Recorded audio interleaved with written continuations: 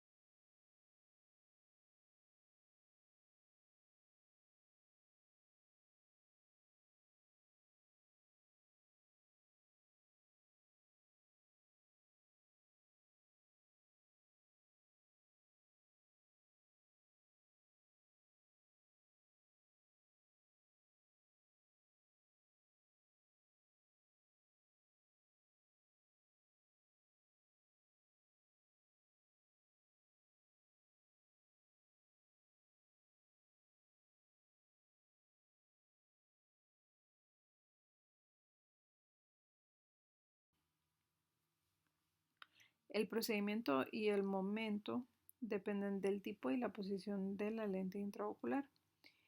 La edad, el estado de salud del paciente también tienen que ver, los síntomas, la agudeza visual, el estado del endotelio corneal, muy importante, y la presencia y gravedad de inflamación intraocular y la situación también en la que se encuentre el ojo contralateral, porque no es lo mismo que esto esté sucediendo en una persona cuyo ojo contralateral esté sano a una persona que esté sufriendo de estas complicaciones y que ese ojo pues sea único.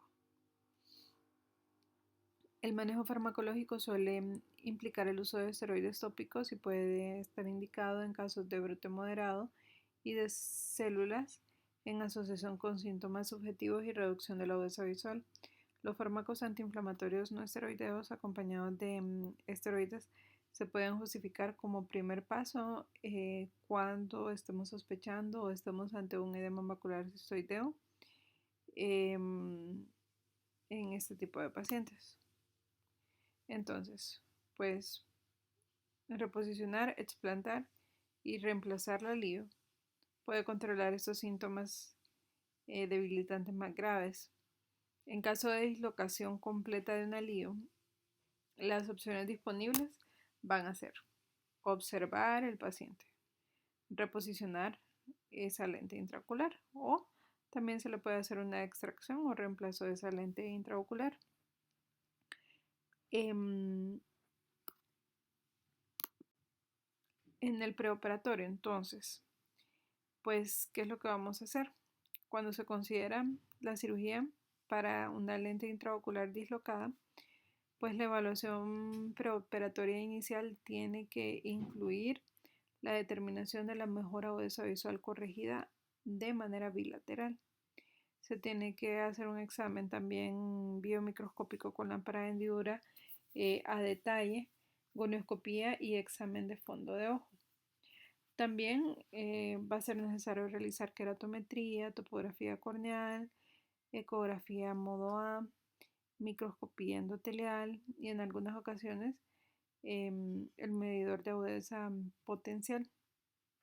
La ecografía modo B también nos puede proporcionar información anatómica, fisiológica y patológica útil a la condición del ojo. Y cuando el cirujano decide sustituir una lente intraocular implantada en la bolsa por otra fijada en el surco, con o sin suturas, la potencia del alío, pues esta se va a reducir y se puede reducir de 0.5 a 1 dioptría respecto a la potencia anterior calculada para la hemetropía del paciente. Entonces, se tiene que hacer también la medición de la longitud axial. Lo mejor es que sea con un dispositivo como el IOL Master. Este IOL Master pues ha mejorado considerablemente la precisión del cálculo de la potencia dioptríca de la lente intraocular en caso de intercambio en ojos que ya son pseudofágicos, especialmente cuando se utilizan datos de cirugías previas. Bueno, vamos a hablar un poco sobre el cambio o el reemplazo cuando tenemos un lente de cámara anterior. Entonces se debe considerar un reposicionamiento de una lente de cámara anterior cuando una de las ápticas se enganchen con el tejido del iris, cuando el iris se prolapse o cuando se induce una marcada ovalización de la pupila, cuando la áptica también de la lente migre a través de la iridectomía, ocasionando que esta lente se descentre, o cuando pues la lente se haga hacia adelante y entre en contacto con el endotelio corneal. Si se diagnostica a tiempo, el iris atrapado y las ápticas mal colocadas se pueden corregir doblando y dando forma o reposicionando estas mismas ápticas. Aunque el reposicionamiento puede ser suficiente en algunos casos seleccionados, pues será necesario retirar esta lente intraocular, especialmente si sus dimensiones no son apropiadas. Por ejemplo, una lente que sea demasiado grande o una lente que sea demasiado pequeña. Y dado que casi todas las lentes de cámara anterior son de polimetilmetacrilato, la incisión debe de aproximarse al tamaño de la óptica rígida que se extraerá intacta. Si hay una cápsula posterior residual, esta pues lo que va a hacer es que va a ofrecer soporte periférico adecuado y pues una lente una lente intraocular de cámara anterior se podría reemplazar por una de cámara posterior. Si hablamos de las lentes con fijación al iris, pues se debe de considerar el reposicionamiento de este tipo de lentes en situaciones en las que el procedimiento de intercambio más extenso pueda ser riesgoso. Esta es una regla general. ¿A qué nos referimos? Por ejemplo, en pacientes de edad avanzada con un recuento de células endoteliales bajas y cuando el endotelio todavía tiene buena vitalidad. Antes de reposicionar esta lente, el cirujano puede inyectar una burbuja de aire en la cámara anterior a través de una paracentesis para lograr identificar la cara vítrea expuesta y así evitar su ruptura. Si hay vitrio presente y ha prolapsado alrededor de la lente intraocular, el cirujano debe realizar una vitrectomía para evitar la tracción sobre la base del vitrio y es posible y pues también con esto evitar un posible desprendimiento de retina o un edema macular cistoideo. Posteriormente, pues la pupila se contrae con mióticos e intraoperatoriamente con acetilcolina para mejorar la estabilidad de la lente intraocular y facilitar el procedimiento de reposicionamiento.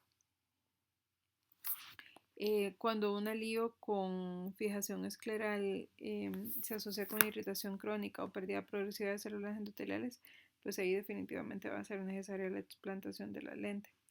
Y pues después de retirar una lente dislocada con soporte para el iris, el cirujano puede optar por implantar una lente de cámara anterior o por implantar una lente de cámara posterior, pero esta vez con una fijación con suturas esclerales. Y hablando sobre las de cámara posterior, pues las opciones quirúrgicas para las de cámara posterior luxadas van a incluir el reposicionamiento con o sin suturas de fijación escleral, esto dependiendo de la presencia o ausencia de soporte capsular residual, y también la extracción de la lente intraocular con o sin reimplantación de la lente intraocular o implantación de otro tipo de lente. En situaciones, el cirujano deberá examinar cuidadosamente el ojo y determinar si existe o no soporte capsular adecuado. Cuando hay soporte capsular adecuado, pues se puede realizar varios procedimientos para reposicionar la lente descentrada. Por ejemplo, si la bolsa capsular está intacta, generalmente se puede reposicionar esta lente de cámara posterior en la bolsa capsular. Todas las líneas atrapadas en la pupila se pueden reposicionar correctamente también con la liberación de las posibles sinequias que están ocasionando el atrapamiento y la óptica reposicionada en la cámara posterior. Y el otro escenario es que si la cápsula posterior está abierta y por lo tanto el soporte capsular es inadecuado, la lío dislocada pues se puede reposicionar o reemplazar de otras maneras. Por ejemplo, con una lío de 3 piezas, los dos ápticos se pueden colocar en el surco ciliar. Es importante recordar también que cuando se utiliza el surco ciliar en presencia de ruptura capsular, el cirujano debe tener mucha precaución. Actualmente muchas lentes de cámara posterior comúnmente utilizadas van a tener un diámetro más pequeño que las lentes de generaciones anteriores, midiendo a menudo entre 3.5 a 14 milímetros y por lo tanto van a ser adecuadas para la fijación en el surco. Y pues en conclusión, el cirujano debe de poder identificar claramente las causas que puedan llevar al intercambio de la lente intraocular y debe de proceder con la cirugía solo cuando sea estrictamente necesario. A veces mantener en observación al paciente es lo mejor. Y pues gracias a las técnicas quirúrgicas modernas, las líos dislocadas, normalmente líos plegables contenidas en la bolsa capsular, estas pueden reposicionarse con éxito o en el peor de los casos reemplazarse.